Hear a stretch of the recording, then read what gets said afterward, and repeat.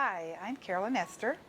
I'm from Wichita, Kansas, and I was diagnosed with IBM um, in 2010. Prior to that, I knew something was going on for maybe 3 to 4 years. It took me, well, actually, it took 3 doctors to finally get me to the final one that knew what was going on. And so I go to KU Med Center, and Dr. Barron is my neurologist. Um, I have been a nurse for 40 some years. I just retired in March.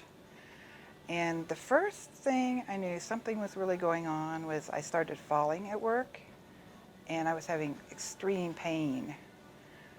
And that's what led me to decide something, I got to find out what's wrong with me. Um, like I said, I finally got hooked up with Dr. Barron at KU Mid Center, and then they did the muscle biopsies in 2010. And since then, I still go up to him. What I do personally, I did not go on any medications other than tramadol for my pain, and I do acupuncture, go about once a week. And now just lately, I got involved in I'm lucky, I think, because I got to be one of the persons that's in the drug study that's BMI 338. Just had my 6th infusion, and it's looking good, or I think it's looking good. I have noticed a little difference. And my muscle scores that the neurologist checked me last Friday are better, and I've noticed more strength in my legs at home. One thing I know, when I go to sleep at night, I have trouble relaxing. My legs jerk, especially when I've overstressed my muscles. 2 little tricks that I do is I have a corn bag. I heat that up in the microwave, and I put that, and it's heavy, so the weight also helps relax the muscles. Then I have a fleece blanket. The texture of the fleece material I wrap around my legs with the corn bag. That relaxes, and I can go to sleep. And matter of fact, I brought it to the meeting because I have to have it in my room. This will be my 4th conference. So 4 years ago, we went to the first one, which was in Las Vegas. It was a real eye-opener for me.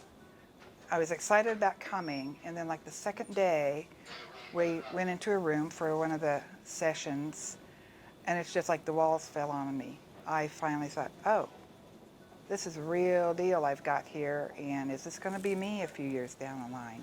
Because when you come, especially the first time you come, you're going to see people in every form of the disease.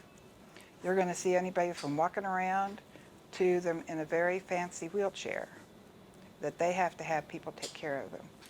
So it's reality hits you, because I didn't even know what this stuff was. When I was a nurse for 40 some years, I didn't even know what myositis was till I was diagnosed. I got on the internet and I found someone in Wichita that also has it. And thanks to them, the gentleman has it. So he and his wife and my husband and I, we have got really close.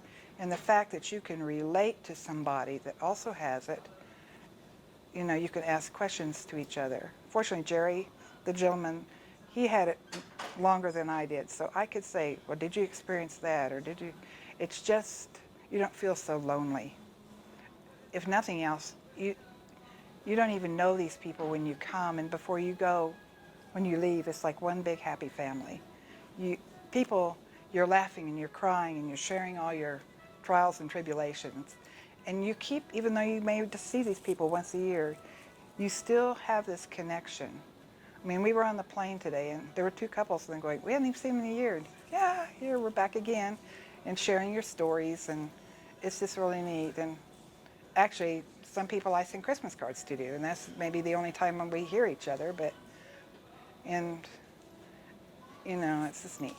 I teach piano lessons. I have a couple little students. That's just my, in the background.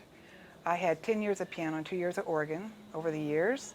So some of the neighbor kids come over and I give lessons. But to play the piano is, for me, that's maybe spiritual. I don't lack a better word.